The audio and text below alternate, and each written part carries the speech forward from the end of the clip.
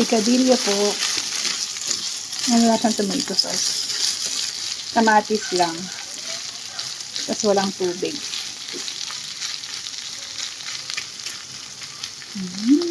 Ang sarap niya. Parang ginisa mo lang. Tapos nilahukan mo ng carrots, patatas, tsaka green peas. May sili, may bell pepper. Ilagay natin lahat yung bell pepper sa huli na to. Para hindi masyadong ma-overcook yung bell pepper tsaka malasa. Sarap nito. Gusto lang namin ganito lang, para hindi nakakaumay.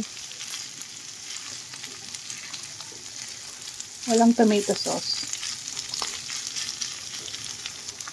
Kain po tayo.